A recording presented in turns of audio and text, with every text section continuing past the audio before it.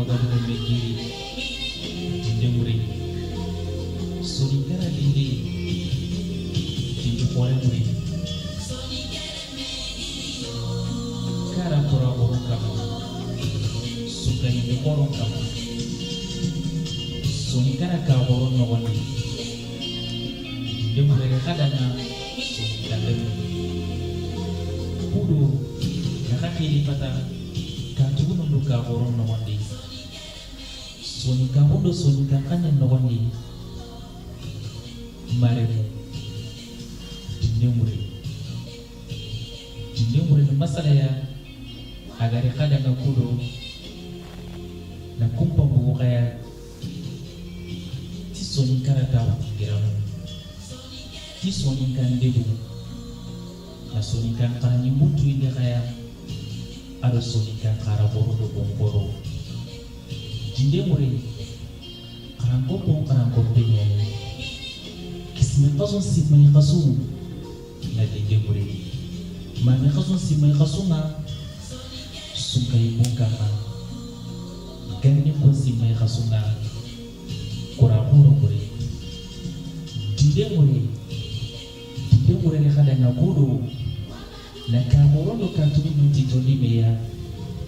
na dibakoro do dibitumu nunti toni meya si mayundo ngani na titobeya sonikara de yogore mure ti sonika katena maremu ki masala kuno na ge mude kadana alo na kinya de kaya kamare karami kapogone sonikara de na ali budo sisawani dite mure sonikara de yogore mure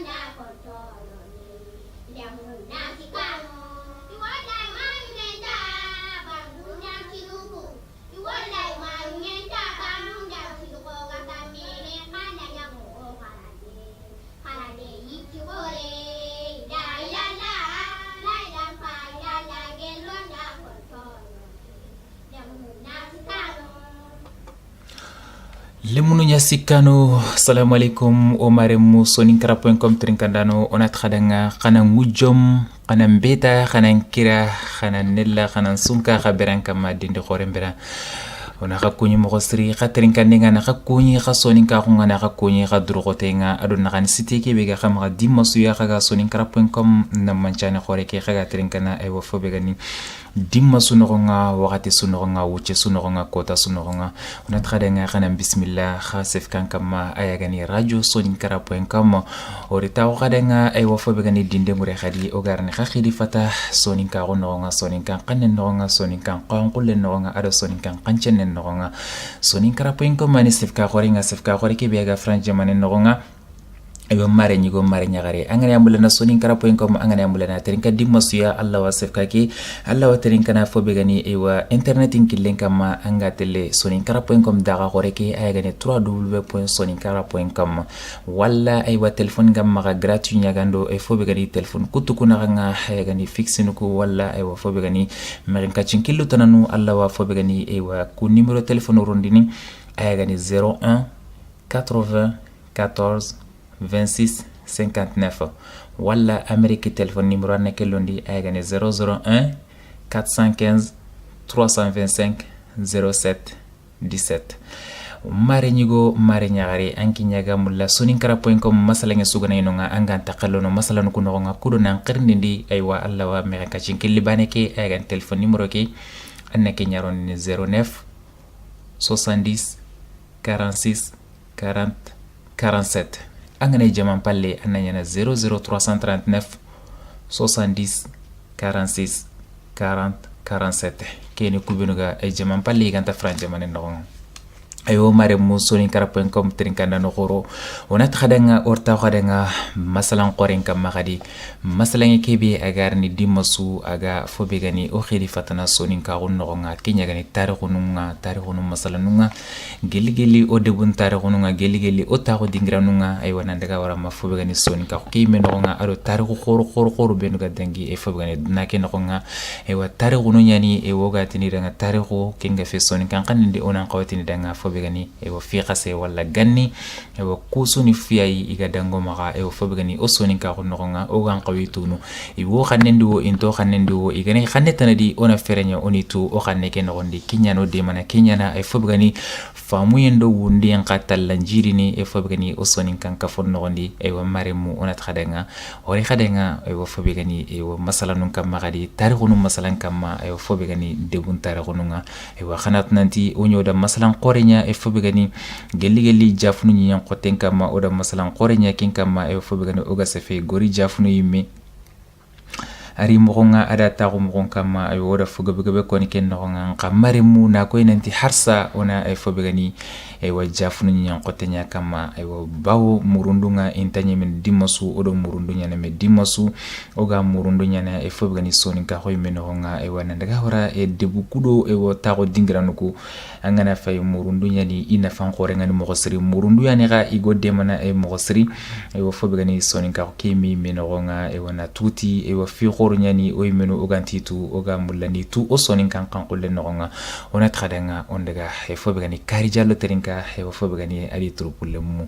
jafnu ucine moga sagerne gadanga e fobegani ke masalan qore kam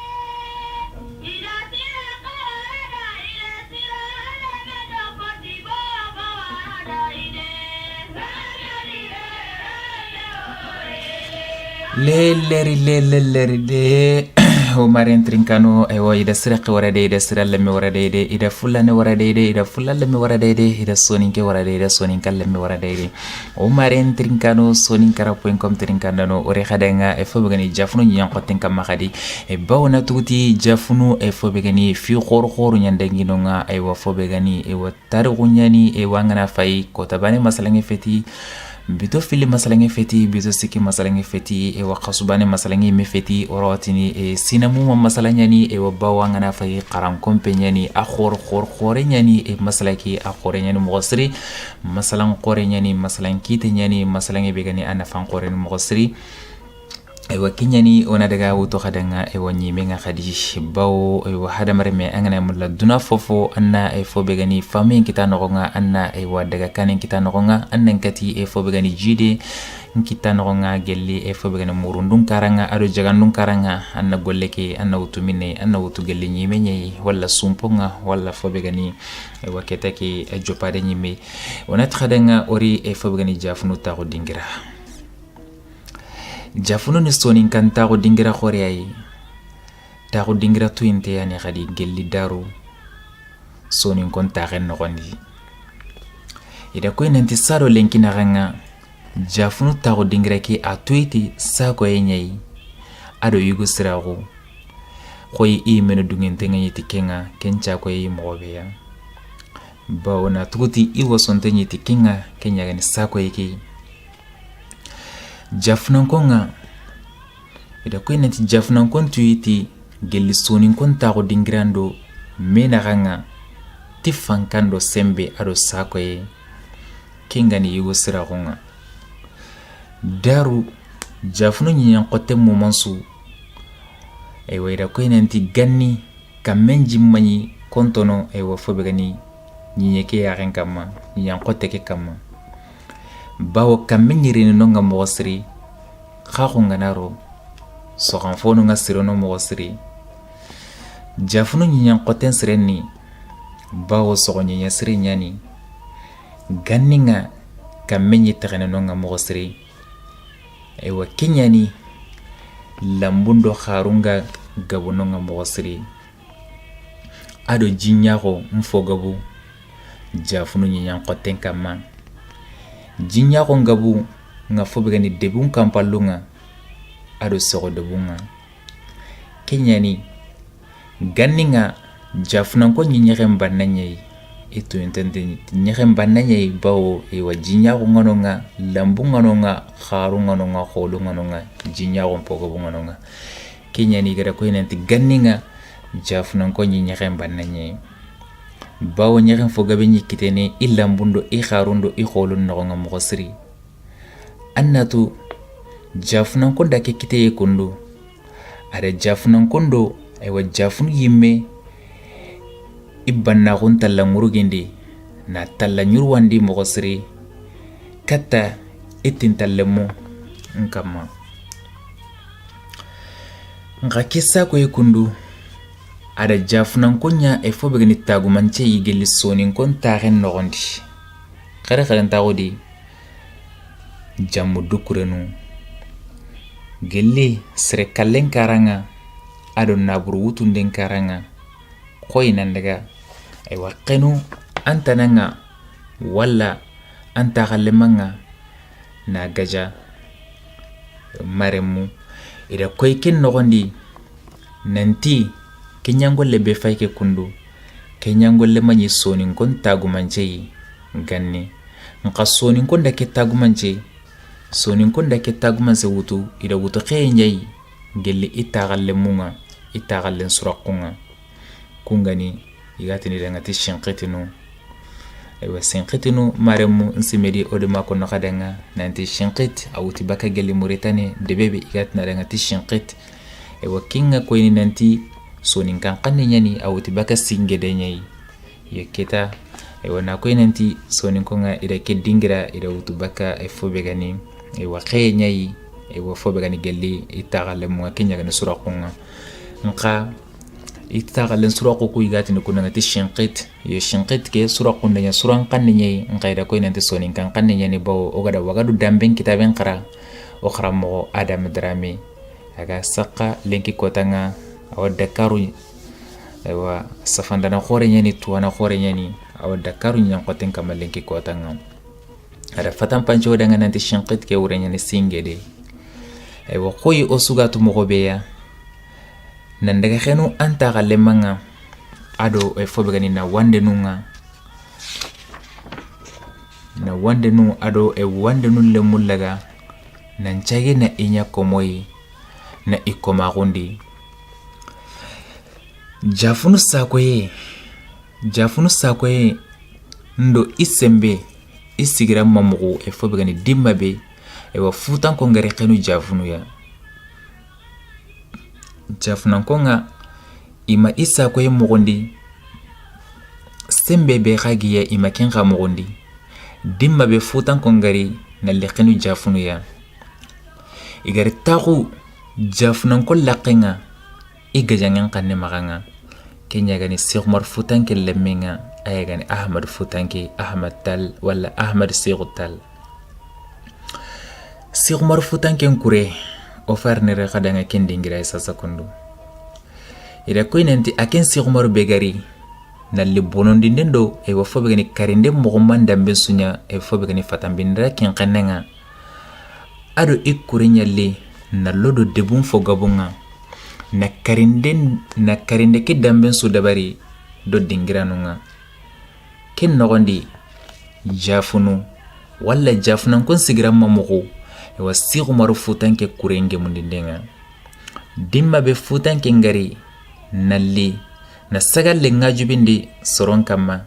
nan jage gadi nan sigi sorondo i haqqirun nakanga nanti ina dinan kinyandi nenye na tuguti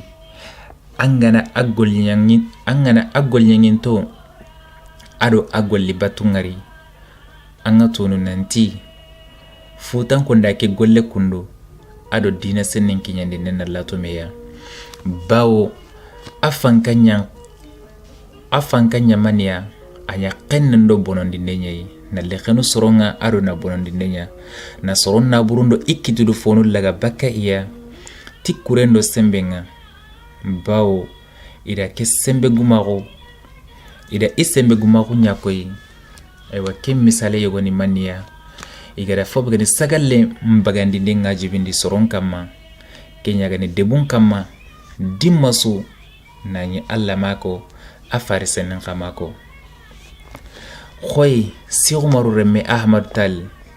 akinga da sagalle ragande ngajibindi jafnan kon kama mogobeya kudo ina sagallenki ni kenga iken kurenga sine o sine wala sine su sagalle be khagani kenni e wo fobe gano quso nyai na quso kini ikurenga sine su quso be khagani agama iqusa gunno nga wala onati e wo qusa gunga quso be ya e wo bawo ida koinanti kendi manga ewa compagnie imaganonga ewa kenya gani feseriendo bonontaron kompenga kenya ni feseriendo bonontaron kompenya nyikenga ewa kusukurondini kun kompo ya nogonga gelli e fobgani kusugemunto kusu framparo ewa igarono kin kompe nogonga ewa kusu beno khaga e finna ikusa gundi maremu kemogo yani ina kusu kurondi kata Ahmad kurenga kurallemunga maremu ona tkadanga khani haqqatu kumogosri khoyi e dabonu mogo ewa fesaqenta gundo e fobgani bonondinde do bononta ko nyimme killen kama ida koy nanti ida ke golli bure ida ke golli merente walla ida ke golli bure kundu walla ke golli merente kundu quso be gana bara idanga ina ken qurse ina ankari bawo hinne sunta ibutunga kinno qani safanda nabi gara ke qaran kitabe safa ada koy nanti waqad haddathani bihadha alqabr alfazi من أثق به وقال إن جدته كانت إحدى الضحايا عند الفوطيين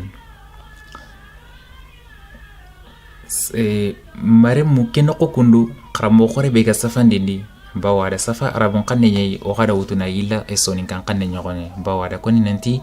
وقد حدثني بهذا القبر الفظيع من أثق به وقال إن جدته كانت إحدى الضحايا عند الفوطيين aywa maremu ke nokuya kundu okhra mo khoreke ado safanda na khoreke be gara ke kharan kitabe safa arabun qannin noqondi aywa kengani ustaz Mustafa Nimaga aga Bamako lenki kotanga sefka khore ke be gani radio dambe ada koy nanti qaran kitabe ke ay qaran kitabe ke noqondi walla aywa isa fandu noqondi nanti serebe gada ke qibari me wasandi idanga ke qibari la samante kundu ada koy nanti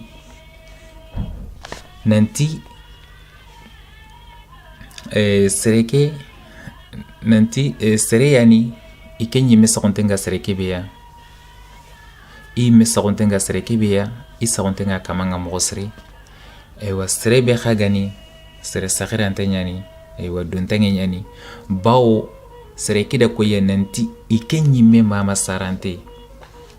I mama ni efo bagani futan ko maka ewa kenya mogo ngarinya kundu annatu futan konda ke nyangolle kundu iga dalla akama ma wuchulato ma wuchugillu iga soron kama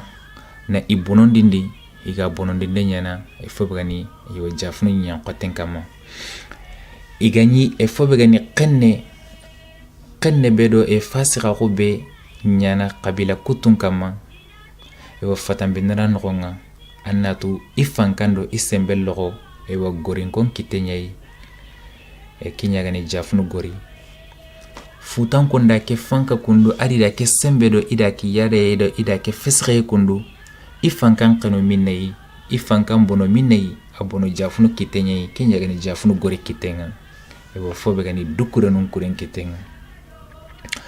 o ke digan kan ne tongundini bawo dimma kebe Ahmadu gati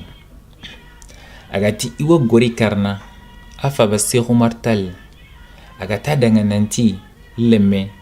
angana gori gaja walla angana gori karasu antaga debe tana sukarana afalle ewa digame ke koni mogo aga digame ke ka koni mogo beya anya ke mogo bane yaira nka digame ngarni kinyi kisuya kane degana tonka senen dungen kamanga maremu ke mogo yani futan ko mfankanga reno gorin kon kitenga futan ko nga ifankan kano gorin kon kitenyari khoy gori megani e fobgani jafunu susa manga mogobeya ewa kendi manga khoy jafunu ogatini jafunu capital ewa kensu sababun kitedo ewa gajanguku filia walla ewa kuru walla kukuru filie aywa alla dungin kama maremu onari kunkuru onari fatampanche khadanga aywa fobegani aywa dukure nunga iganya jafunu ime fobegani jafunu moranda nunga walla iganya fobegani aywa togumu ya jafunu nya qoten kama aywa jafunu ime amu masuga nyumini goriya ikendi manga aywa maremu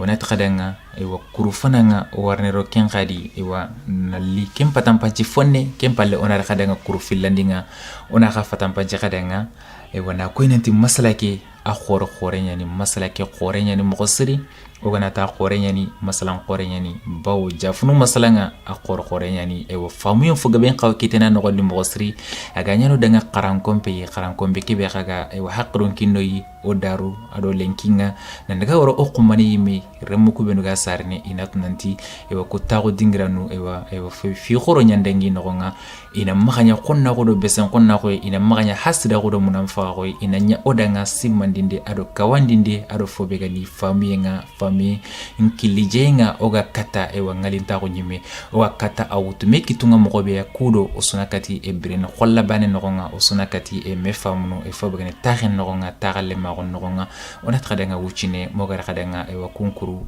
ni fatampanci kadanga kempalle ona daga kane gadi ewa masalan foga bugu nyana kane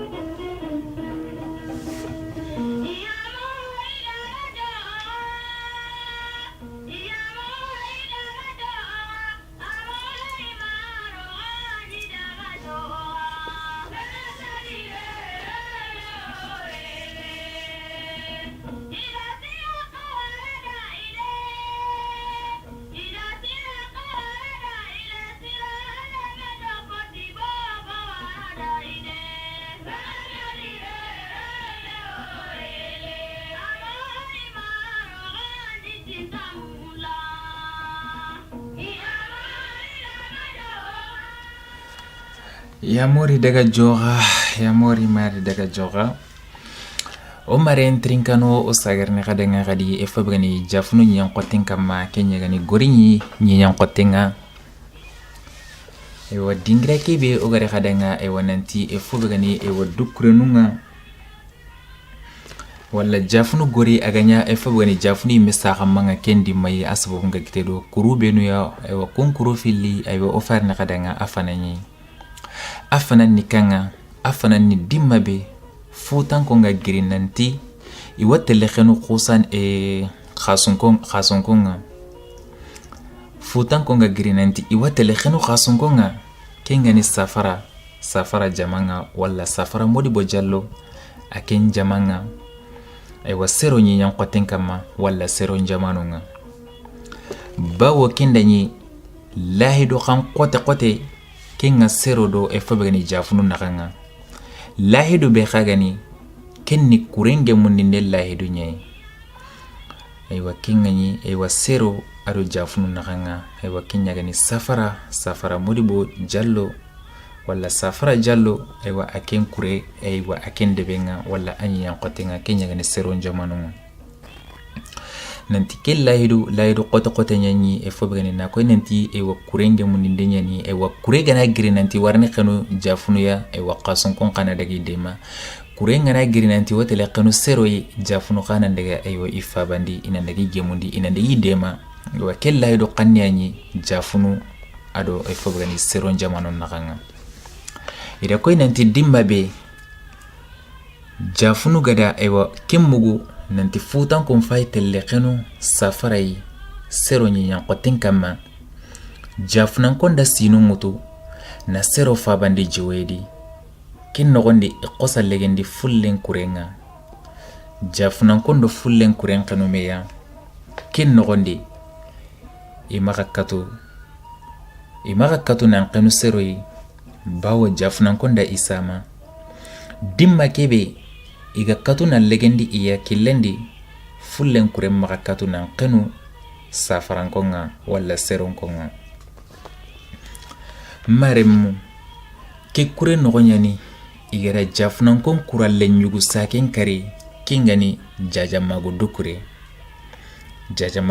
yugu saken yani yugu serenyani ora kengarni kinye masala nuku nogondi ida koy nanti ke kure nogonyani igara jafnu ewo ikurallemu igu saken kari kenya gani jajamagu dukure a to ke kure ya nogonga ka alla dungen kama daga na kane ma odiga munga kenya aya ado ewo fogoru benu ganya jafnu do somankido gidi maga gajangen nogonga alla dungen kama ora kinga kine kesuya ewo kurufilla nikeni kanga afilandini jafunan ko ngara jakka wala saga lenkini ndenga igara ken kutubaka futan ko nga jafunan ko nga iga bara jakkan kini ndenga ahmadu ya kenya gani ahmad tal iga sage ijakkan kini e wafobe gani shuaibu drame kenya gani sheikh muhammad lamin drame aremenga kenya gani shuaibu drame akenga ni muhammad lamin drame aremenga na tuguti ahmad seku kenya gani Sheikh Umar remenga Sheikh Umar futan kelle menga Ahmad Sheikh aken qemperandangi jafnan kon kama bawo ada finu yogunu tallangaji bindi soron kama ewa kenya ntigi jafnan kon gada wari nanti ewa kunfinu kudo dinanta telle dome ido dinanta medange kille ewa ida jakan kinindenga ida ken koto Ahmadu Talia ken nogonya di isage ija kanundo inaburunga isagi kinni ewa fobegani Shuaib Drame ya kenya gani Muhammad Lamin Drame aremenga ewa bao isage ija kanun kinni almami kebe ikunyime isakontenga aya aji kunsiroyenga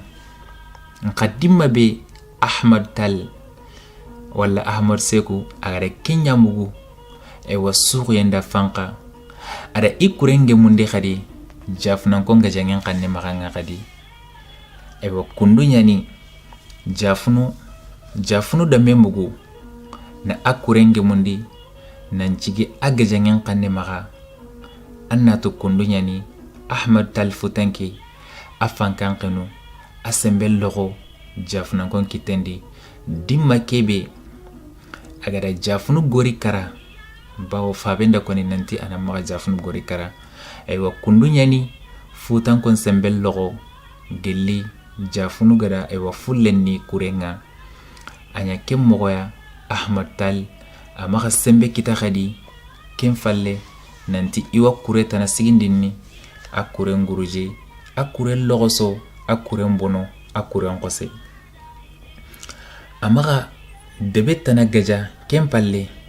amaga debetana kara kem palle bawo kure suntaka amaga sembe tana suntaka aya khadi khoy aywa tarikhun tuwanu ngada kenko mogobe ya nanti Ahmad Tal futanke aga telekhenu gori debe nga dimma beya kendanyi akuren jaman haqqe nga telekata wujunu tummi ado kamusiki aywa serekallano walla kurallemo kunya nyamaga wujunu tummi ado kamusiki aywa kurallema kenya nyamaga nka asemmenga rogono dimma kebeya ay walla afankange khanu dimma kebeya aywa gajange nyeme falle aywa sere haqqe bega toxe amaga gelli kurallemo nga awa kata wujunu siki ewa kurallema walla wujunu siki sere kallano kunya nyamaga walla wujunu siki kurallema ewa kenyan toxe amaga gori kare falle ewa maremu na koy nanti ewa keni ro kanne tan jafunu fo be gani kurunga nka alla duen kama masalan kutinne nga kane daga na sado kenga onar khadanga jafunu imetoko ke ona kem patampa khadanga wucini mogarro fo be gani kuru kunogonga ado Ahmad Tal agari nal ikurenge mundi nal tago jafunu kane mogobeya nandaga wara fo be gani wa jafunu yimbe tokono kugari mogobeya ona kum fatampa khadanga alla dumin kama bawo kefayi o taxetano manme o gata kono jafunu wa masalan kama na ko nanti jafunu ni dingira qorenye qaran ko be qorenye ni dabatenga ona qarado meya wa kudo nakati jafunu tunu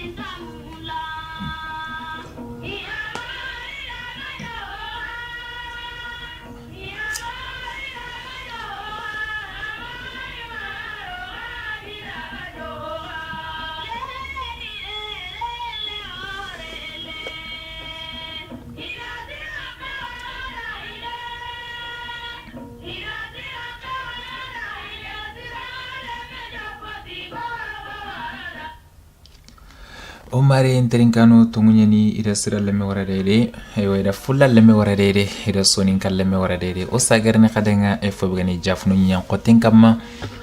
o te khadenga jafnu qotte ke yimme mane khansi igati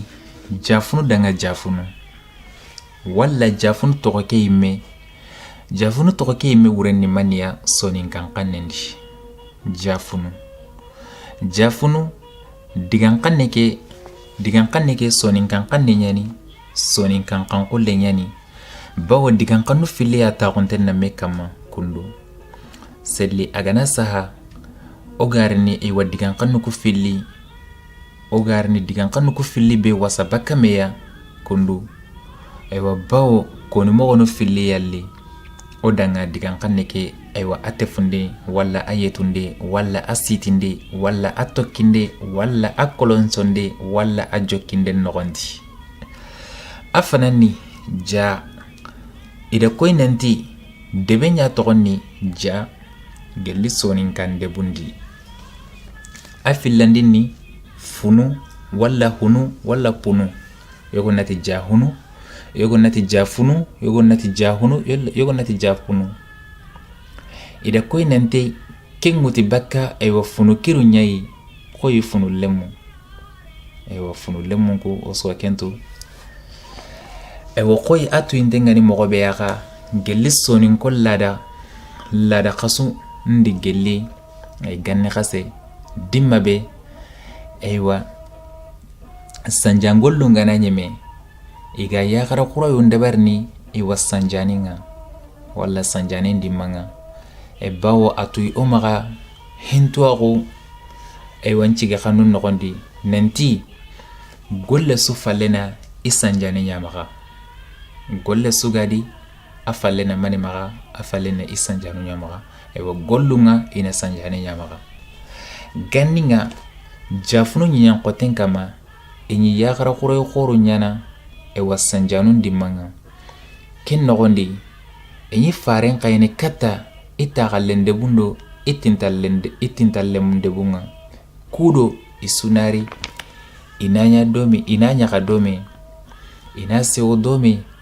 anna tusine su inyi ke yakara kura e dabarni aywa sine yugo yani jafnan kongada keme yakara kura waratadi ida lada nchigindi na gangon kaikata ita galendebu ado itintalendebu nga ida gangon kaikata ita galendebu ado itintalendebu nga kudo inalli isuna yakara kura dome isuna aywa tenge nyaganga aywa kekota kore yai debe suga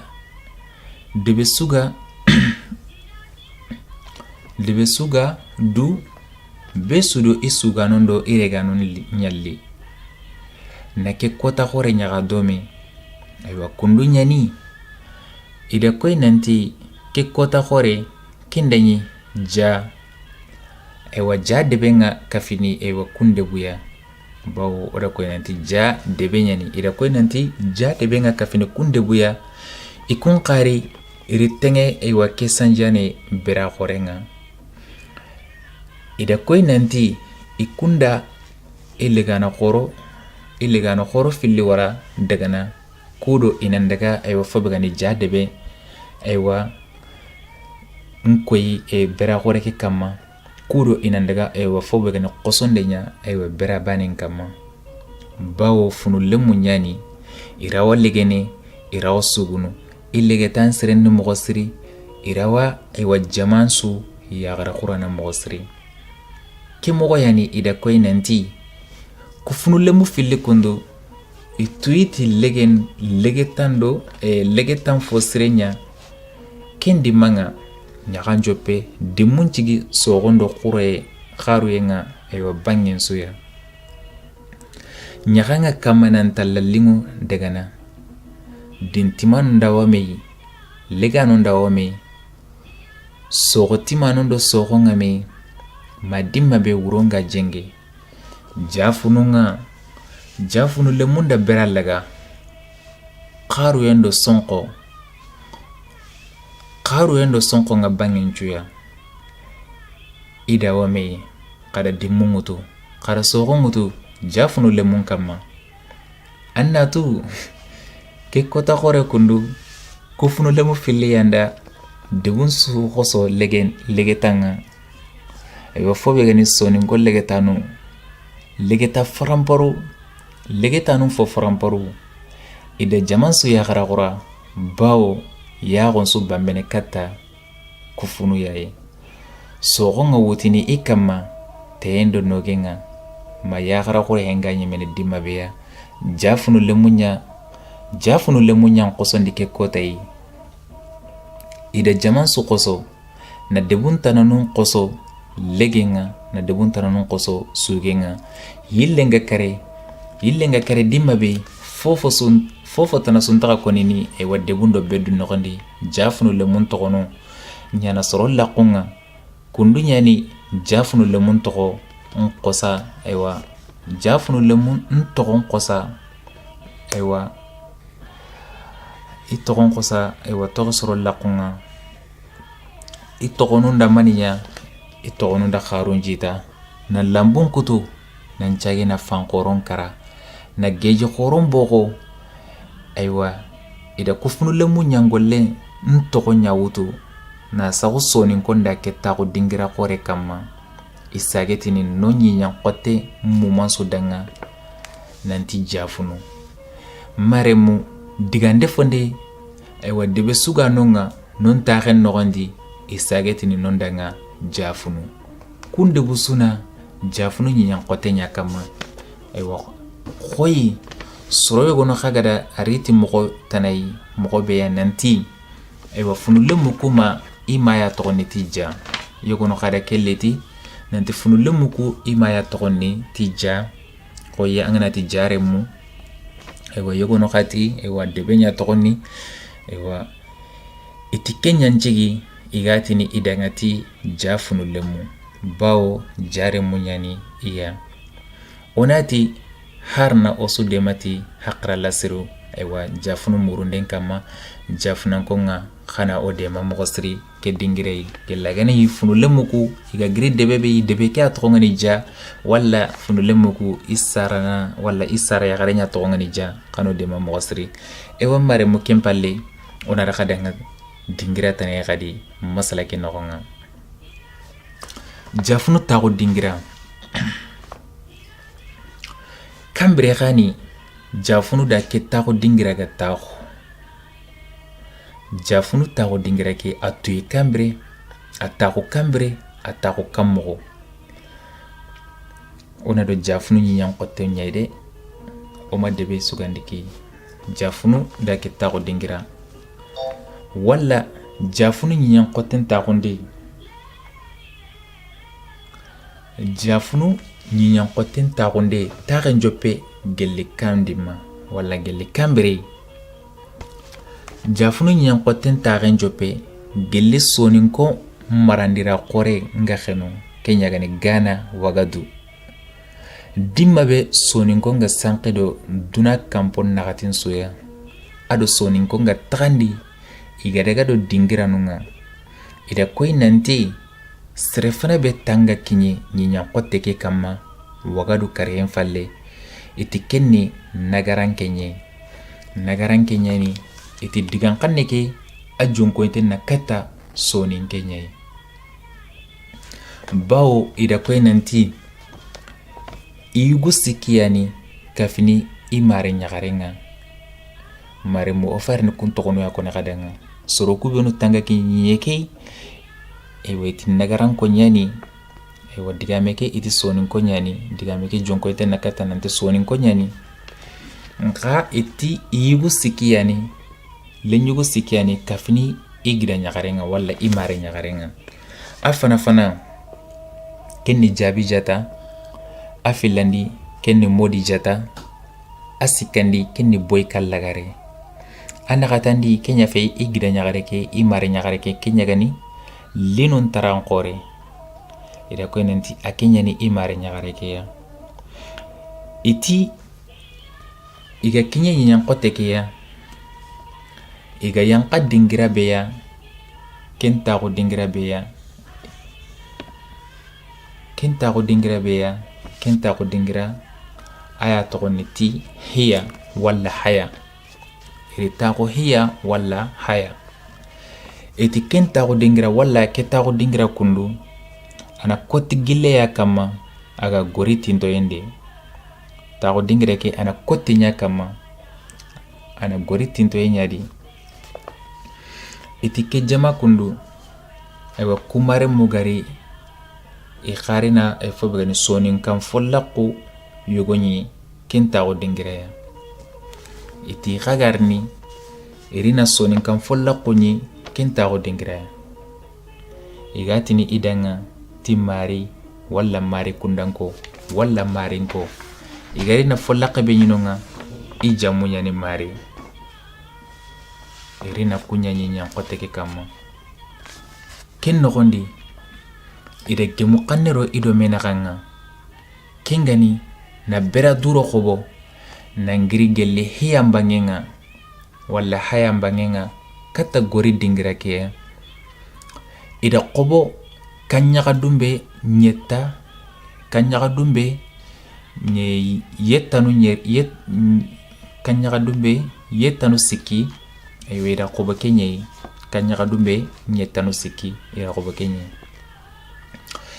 taxu dingira ke xobe falle yegunu da koy nanti mari kundan kon qirse walla i manke amanya mulla wannan nyinye ke amanya mulla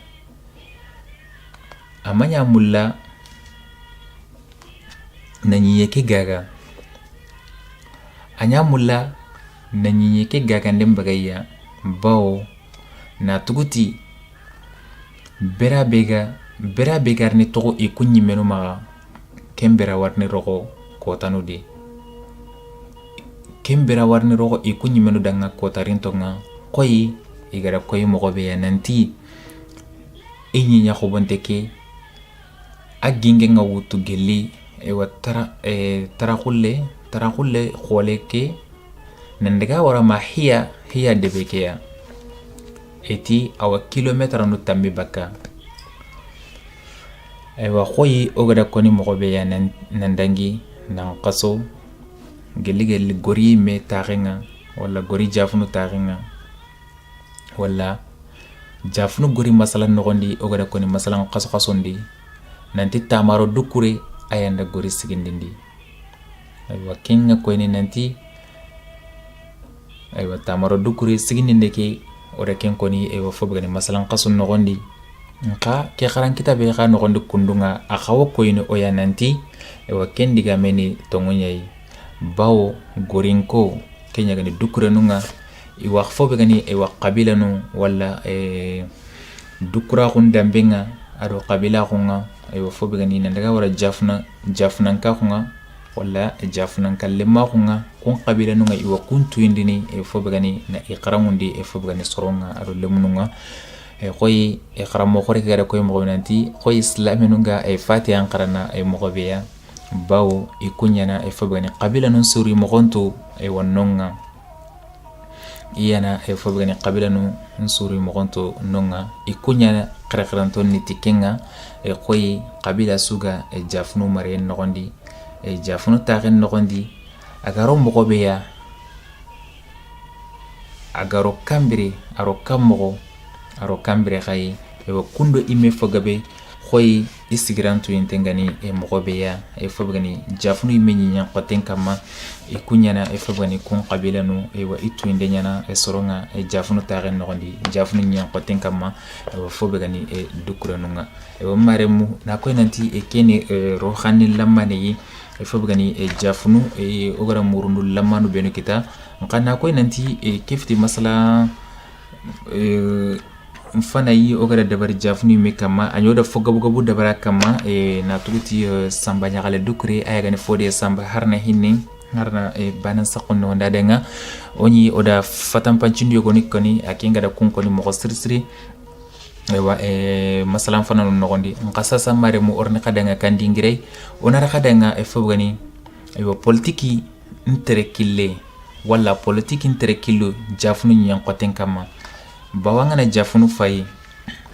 politiki nyime terekillun kama jafunu aga marande mogobe ya ewa harsa ona to kananti ona kharan kitabe kya kama o kharamo khorebe ayaga safa ayagani mustafa ni maga kharamo khoriani agodanga bamako lenki kotanga aywa ayanda kisafandenya e fobgani ogara wutu e kharan kitabe no nga kinya gani aywa sonin ko marinde qaralum be ga madina e nyinya qoten kama aywa qaralum be no ga madina aywa na ko nanti iga murundu be no nyane ga safandu be no nyane e fobgani aywa ketaki o sonin ka kun kama iginya na arabun qannen no gondi aywa maremu na ko nanti oda o kharamo khoreke mustafa ni mega ara kisafande ora wutu e ken qaran kitabe no nga aywa na ko nanti sasa ofarni kadanga dingira be ya kenni politique interekillu jafunu nyan qoten kama jafunanko politique interekillu ndo idega mogono oda tu e fobe gani safande nogonga atuyo danga kha safanda na ke murunde nogonde nanti jafunu gori debe politique interekillen kama amarene fobe gani sillanu nye kinya gani jamu sillanu nga politique interekillen kama jafunu amarene e fobgani sillanu nyai kinya gani jamu sillanu nka tunka gondo tore kinna dukure no nyakitendi khoyi ani ogara ko mogobeya e wana qaso gelli e fobgani gori taxim masalan nogonga nanti tamaro dukure aya li gori deben talan cigindi e fokuru mbay koyi igada koyi nanti sado dukurengarini efebani gori sado dukurengarni gori deben tagundi ida jamunu tumme walla jamunu nyeri ida kunyi tagunu efebani gori nogonga ewa kendingira kundu ada efebani ada soron fogabulla sama mugosri na tuguti ewa ankeli na jamunu nyeri ma jamunu tumme ali na kenyi tagu dingiranga anke sage khadande ken tago dingira tago ndi wala ndeken tago dingira ndeken sigindi ewa kinoko ada soron fogabulla sama mugosri ewa wana koy mare mu nanti kam mo khani dukure lagaririni nalli efebani jamunu nyi gori nyi nyankoten kama kam mo khani dukurenga efebani gori marna wala dukurenga gori sigindi ewa na koy nanti ewa kinoko ada soron la sama mugosri ewa haro oyumino metri nekenga ewa na koy nanti ke dingira kundu ada soron fogamulla sama tongunyani nanti kam mo khani dukure lagaririni na kunja mununyi gori nyi nyankoten kama ikunga sage nanya efobgani tunkanunga tongunyani ona mare mun simani mugosri kata dingira kebe gori masala nyime nogondi ogara masala benya gori mekama gori masala nyime nogonga ewa dingira kebe aga koni nanti fobgani ture jaraha nyanda etamaro dukure bismillah gori nyinya qoten kama ewa bismillah ndem falle ada tamaro dukure ada basuti manneya ada basuti surin qollenye ken nogondi amallaha da lafan bugu surin qollekeya ewa ken nogondi yimben qosati gabay yimben gati gabay ada lafan saga ibatendi agada lafan saga ibatendi ati tamaro danga aywa tamaro anyimena lafan bugu surin qollekeya ewa ken nogondi tamaro gada lafan bagay ewa yimben qosati gabay qadi khaken sudi tamaro da ikete nyankandi surin qolleke nogonga ati ewa ona yiga ken nogondi iko salato baka tamaro dukuriya iti sereranta toko ke karanga kundunyani ikun qosa giri tamaro karanga idega tagu yaginne gori idega tagu yaginne ewa kundunyani idaga tago yaginne debenga aywa kempale gori deben toki aywa dukure nun kitendi dukure nun nyanyi aywa kurunyi manka gonsu kane aywa inya efobgane tunkanunga bawo ida menu kurun kadabari aywa mani lete kenga maremu sasa onar khadanga efobgani jammu ke fatam panchindenga ida menu kurun dabari aywa kenyan jigi dukure jammu ke megari aga sago iya ewa qote ke dukure afana kene du ewa ke digan kanne angana fay sonin kan kanne nyani sonin kan kulle nyani khoy sonin ko ngatini dutu ana serenyi manka ko nya koyne anyimeya na koy nanti annanya anyimei annanya anduya annam maganya seretanaye aywa afillandi keni mania kure aywa kedigan kanne kundu akhani sonin kan kanne nyai awre Nigeria nyai walla gajange bawo kure ngana gri yugu nyambaka yugu siru nyambaka yugu sako nyambaka kunyantelle kurenga nandaga debun fabandi kunyantelle kurenga nandaga efobgani yugu sira gonkoy aywa kurallemma nyana kurentu kenyani iga koni nanti anganta kurentu magaro kurenga kinga fe anyana kure nsadaga nyei ewa dukuren jammuke are kunduya maremu na ko nanti keni dingira lemane ogara fatan pa jaxadanga e fobgani dukuren jammun kama du ewa kenna nyime kure kenni e fobgani kure nyei gajangenga wala jeringa ewa ona sageri ni kata o masalanga ewa fobegani politique interekille jafunu nyankoten kama dukurenu ku yani efobgani tunkanu nga jafunu fobgani gori deben nogonga ewa sillanu jamu sillanu nga ewa kunyana efobgani itunkanu tagolini tunkanu kuni kona kunni dukurenu nye sillanu nyana tunkanu tagondini iyana ewa kufuna lono tunkanu nyimunga khoy tunka begana nyi etagonu ewa sillanu ku ikunyana ewa tunkan kufna lono ay menga ewa dimma be ewa tunkake agana idigan qannun kini jamanga khoy oga kento mogobe ya gelli soninkara tagen nogondi soninkara angana fay aywa degumesu walla yimankesu agana yitagunu aywa kanankagunga walla yimankagunga aywa ana digan qannu yakini agana yitagunu tore nyimi ana digan qannu yakongo aywa digan qannu kubenu agi kinni aywa fobagani deben soronga agi kinni jamanga digamu kubenu ga ay fobagani tegana kata deben telengoyi deben tangaye ado deben kisiyenga ado fobagani kuneyu kubenu ga e toko aywa fobagani deben le mu haqlunga aywa kunkuneyu aywa yimankesu angane taqunu soninkara anga kende barno aywa ke dingirai awa koyni oya kadi nanti politiki aywa politiki nanti ke politiki kundu atre kilun daga mogon sire nyani mogon sire e fobagani jafunu gori nya qoten kama na tuguti gori debembe fayke jafunu sunyi marene aywa goriya kendi manga jafunu sunyi marene aywa goriya aywa politikin killen kama nan daga wara ma fobagani aywa fatan kullungarini jafunu nya qoten kama aywa kungani o marandano buru ikungari e fobagani colonisation nga onyi yang qoton kama nalle omara na onya komoyi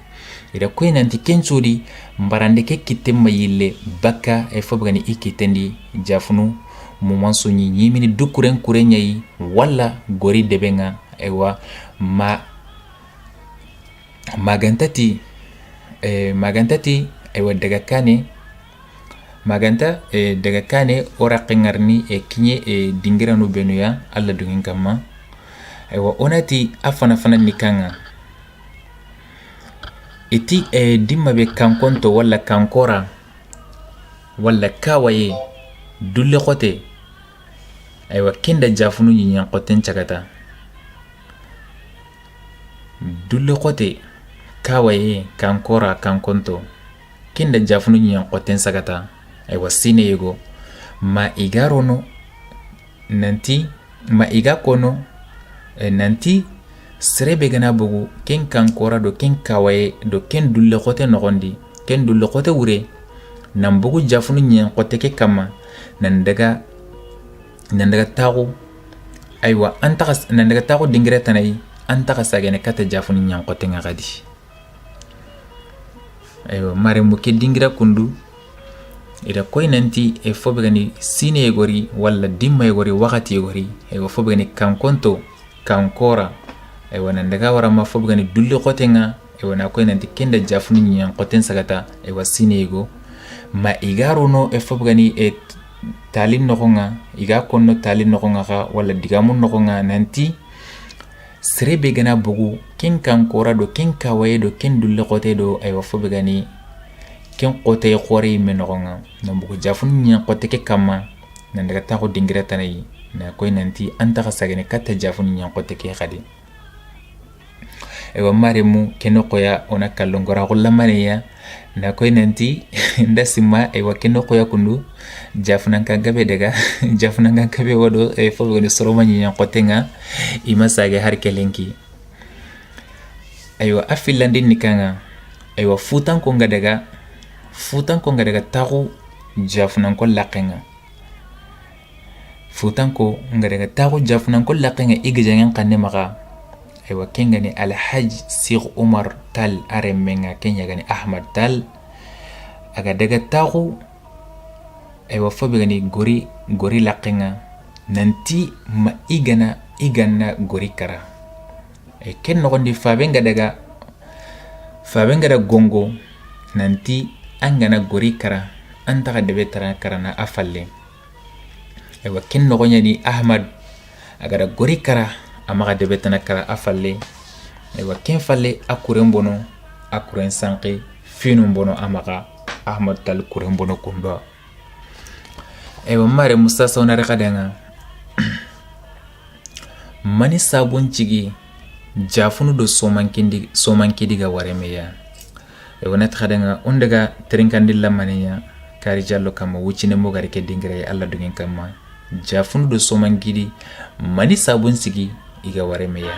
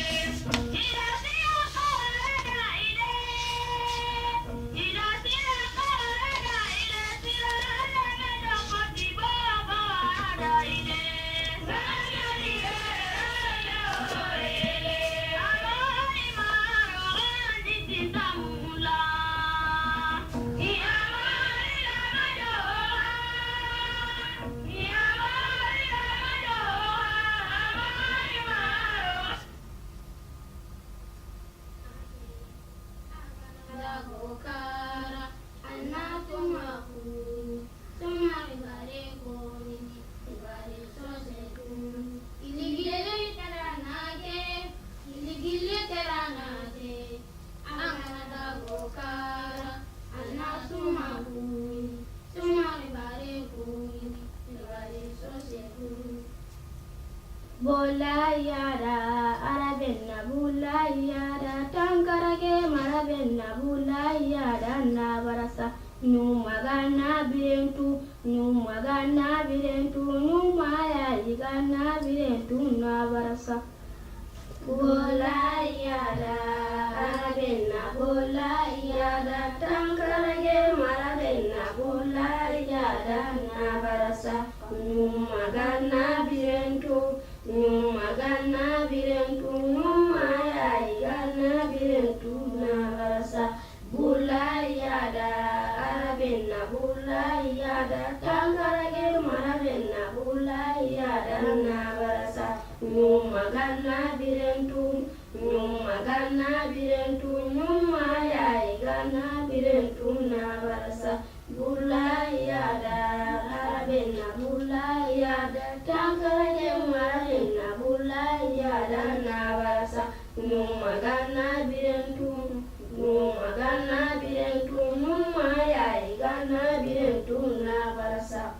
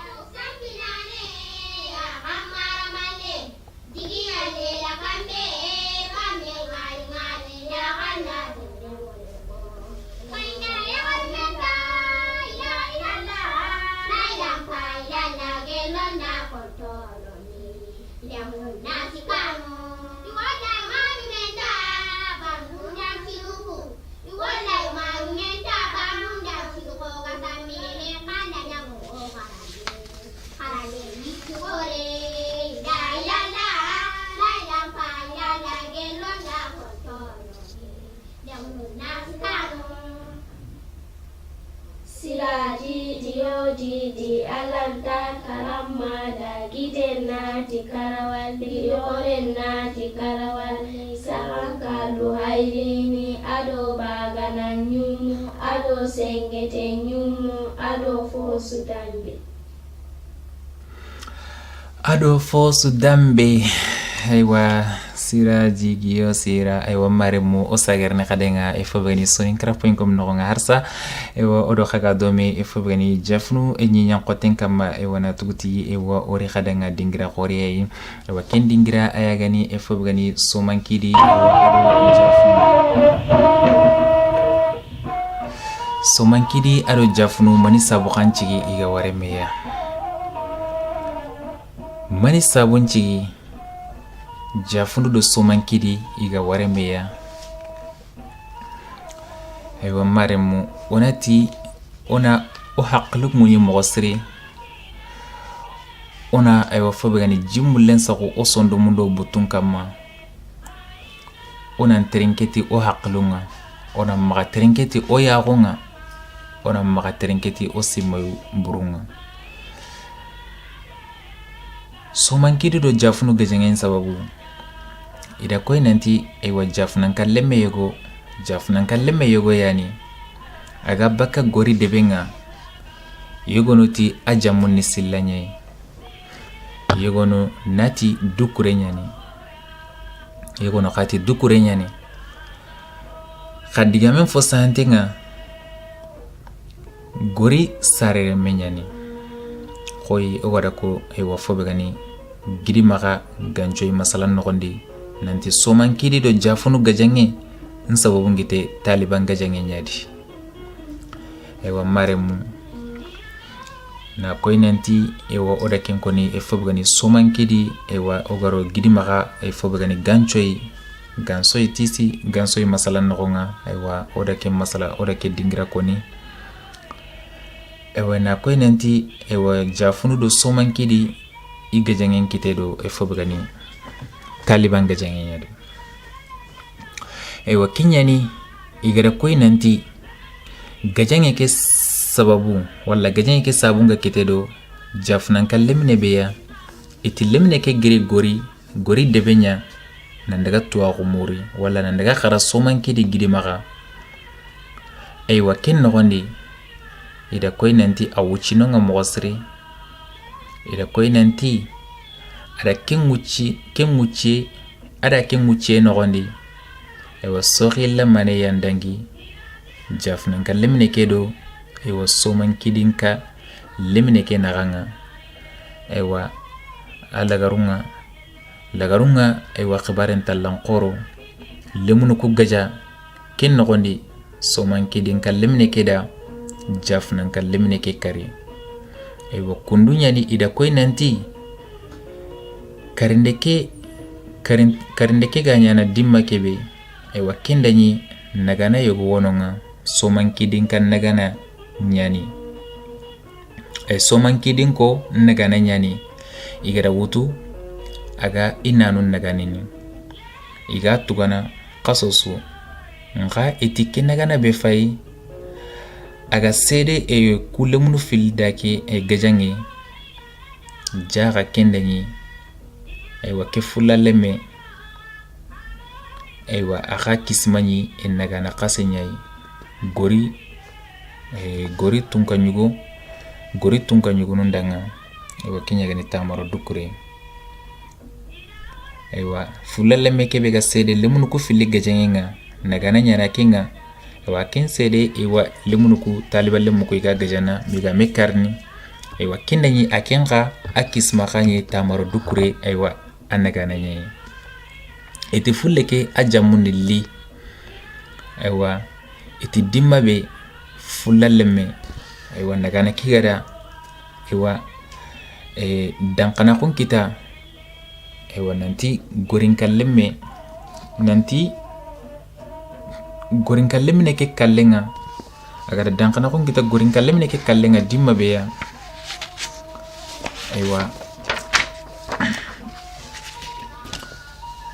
ewa i khirsenga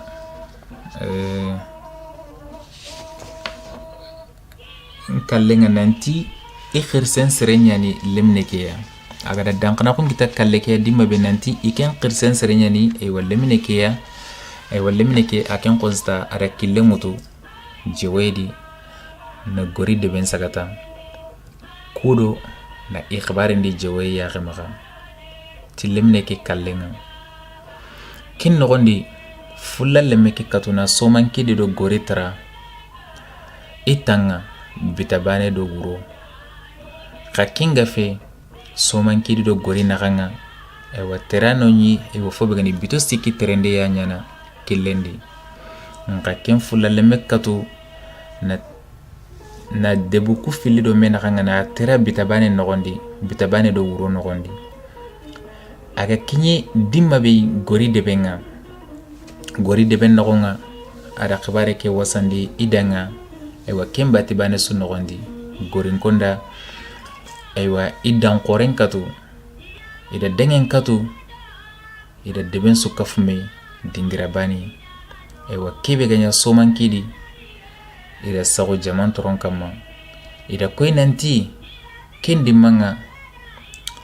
strebe gani fobgani gori kuralemu nkana nkakunga ado iman kakunga kenni jaja mago dukure koyo gada kone kadanga dangini fana ke nanti jaja mago dukure aga toki kurebe ya kenni fobgani sero kurenyai fobgani fullunga giri futankonga igati wotele khanu wa safara modibo kurenga wa sero nyinya patenkama ewa jaja mago dukure kendi ma anyi wa kurenka nan kakunga kurenyi ngumenya jaja mago dukure ira koy nanti agada sefe ngutu dimmabe aga sefe dimmabe ati annatu kese kallana wala ke karinda na kundu ada fiya nya kundu ada kenya na sago ewa somankidi kuru yingumenya kama ati ada dutewuya bawo aji ken sagontenna aywa gayi haduma nyai aji ken sagontenna gayi haduma nya kama ken nogondi jajamagu dukure akuna ati igama gayi haduma karisu iyaqun haramuntenga ikama aywa ida iyaqun haramu aywa ken falle ida dengen kato khadi aywa tiyugun nambogu yugu surun nambogu ken nogondi yugun bogu aywa karanchuya na lisigi khoyi kitindro munga menyimini na sogontimi aywa ken falle kurenyi mankenda aywa tannagate sigume sugandi na wurundi tannagate sigume sugandi na ngurundi teren nandaga na ngurdun tere nandagaro efobgani somankidi deben nogonga nandaga khenu somankidi ya nan sage nasre kala neke batellaga iga kinye somankidi dimma beya iga kinye somankidi iro deben nogondi uron bitambi nenye ikinye falle somankidi nyan qotenga idaga sigi bira khore ya kama kempalle yani ewa kurugumenda imare mengangu wala kurugumenda imare men ada gangu ada khiri ate adanga ewa jajamagu dukure anga kuna tikebe gelli gori deben nogonga an kune yake anna timmandi okuwa anduku yere kendanyi akenya mulla ibane ya nandaga kudo ina somankidi kurugumen kari kenya gani gay hadumanga khoy aga kunati kenga mogobe ya gelli gori deben nogonga nanti iga magay haduman karisu iya kun haramun tongiya ewa kin nogondi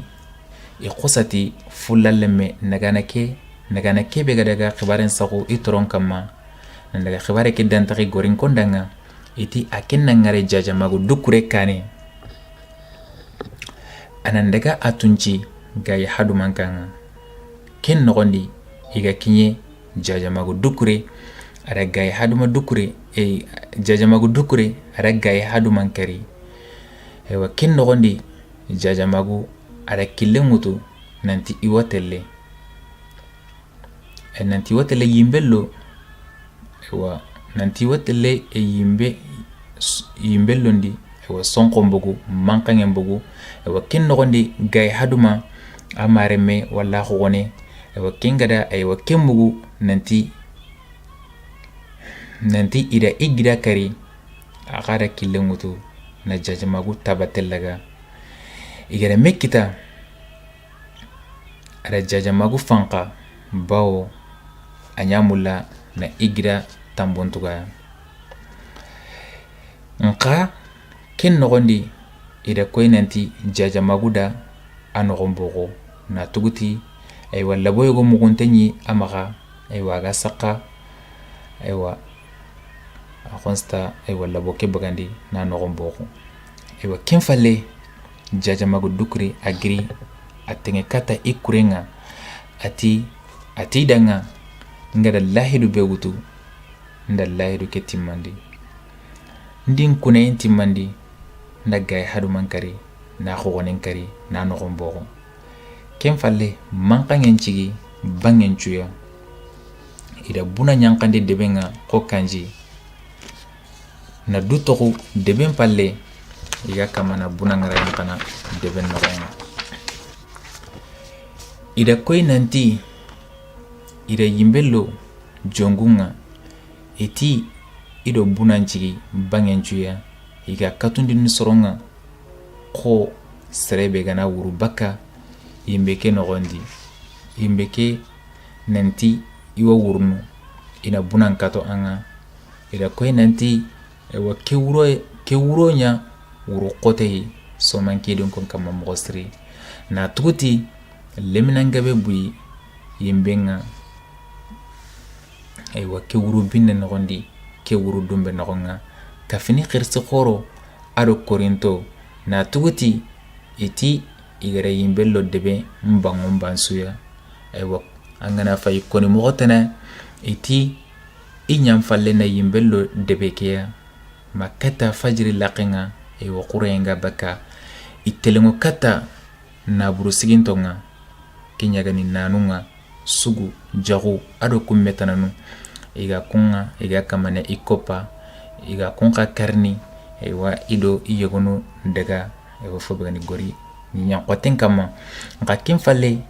ida ijontenga kata yagarun ado lemunu benu ga tori iga makara ida kunyogono ida koinanti kono mogono tananuri karan kitabe kede nanti ida yegono takandi ido menakanga ido iyegono kadaga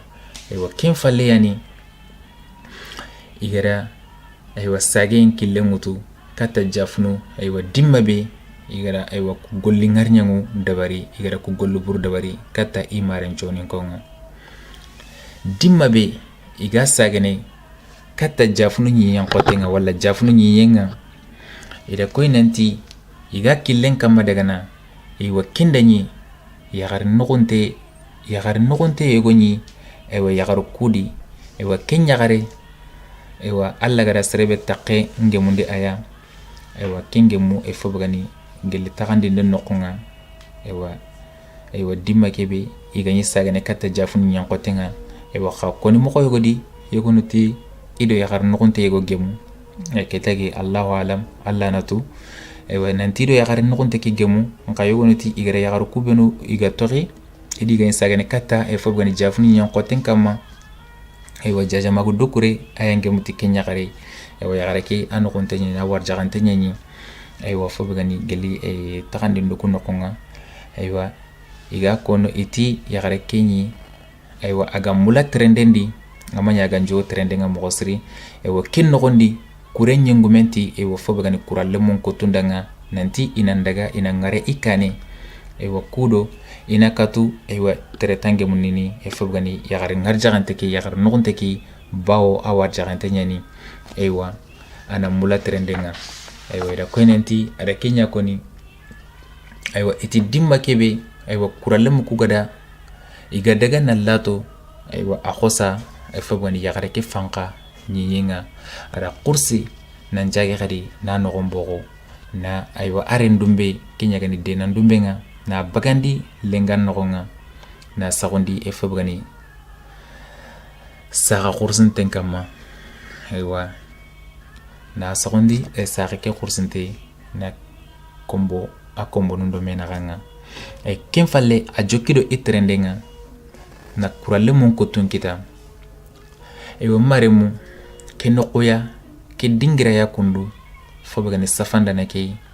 fobgani qarambo ke fobgani murunda nake safanda nake alla same mogostri an nogudu lasame gadi na tuguti aywa sonin kenyanda keme gollenya imaren sonin kenga na sabunya srebane kallenga annatu jafunan konga aywa ke dingira kundu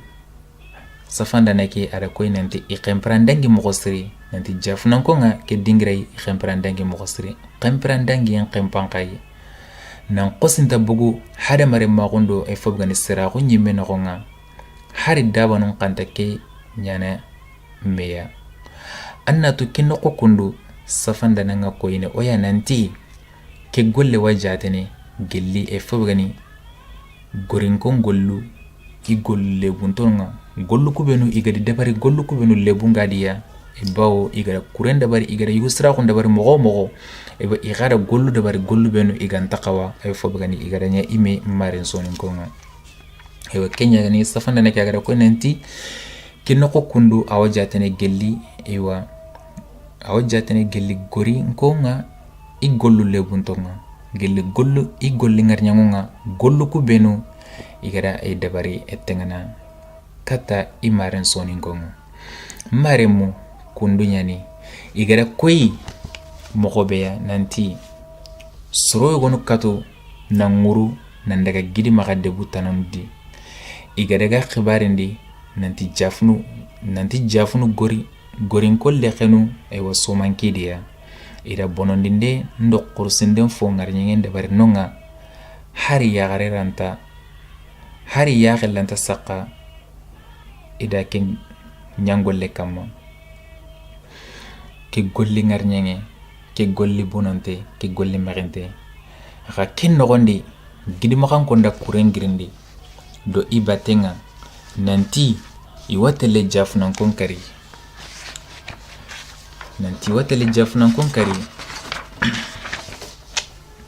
aywa kurenda killen wutu iga dagana ma igar ni ware aywa ke yaxaren qorsinte furenga a noxon boxonte a denando menga saqa a kombonundo menaxanga dimma be gidimaxan kon kurengara ke ñangolle wari aywa kengani jajamagu dukure da ke golle ñangolle yi aywa ken ñagani aywa na yaxarin noxunten qorsi na noxon boxo nan jagi xad naren dumben saxundi a kombonundo menaxanga aywa jama ke soxosi i xosa sigi i jikiran kuti na ke yaxare fayi i suno toxen sunu ye i yanqa bakka i senun kamma na fayi jajamagu da ke golle ngarñenge xoyi aga koni moxobeya nanti an gana tambo berondi ken tambo yantugene anga xoyi xaran moxo ke agara koni kitabe ke noxonga moxobe kama tadini tudan o warnatu aywa dagana kane aywa kamane kallangonte ke ga agarni aywa ke golle tambon tugati ay fobeya na tuguti jajamagu dukure agara yaxari miskina ntoro na toxu a noxontaxun noxondi nxa fobe gadi gidi maxa kuralle munga i kunda xanu keta nan cage ida xanu keta nan sage na saxu ke ñangolle kitte kamma nxa i sage ke noxondi ida koy nanti i telle xibare ke saxundi aywa kite kutana ña toron kamma kengani aywa futankenga lamdu julbe ayagani alhaj umar tal futanke aywa kendimma a kenñañi aywa kite kutananga aywa fo begani gidi maxado jafunu naxanga aywa gidi maxan kongada aywa ken ganniye wutu nan kiñe lamdoyi aywa ken falle i noxodu lasame goridanga bawo ken garini fo be sara aywa serentatu aywa iga kiñe laji umaruya ada kiten kutu na fosu haqqen kine aya koy ogatu moxobeya nanti soman kidin konga idunge iyampa xa igada iyampa ye ke tonten cigindi fobe kamma kenni nanti ikun sorobenu ga kara serebe yonkinga toxe kuren noxondi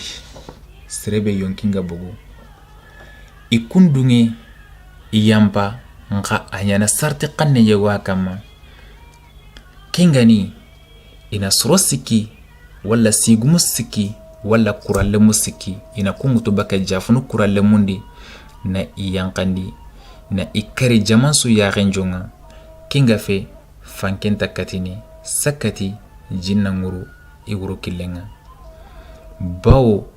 i soro yogonu kara iranta yampana kun forenga moxo masuya aywa na tuguti sigumu sikki gama kara baka jafunankon kuralle mundi jaman su yaxen jonga aywa i kunta dungene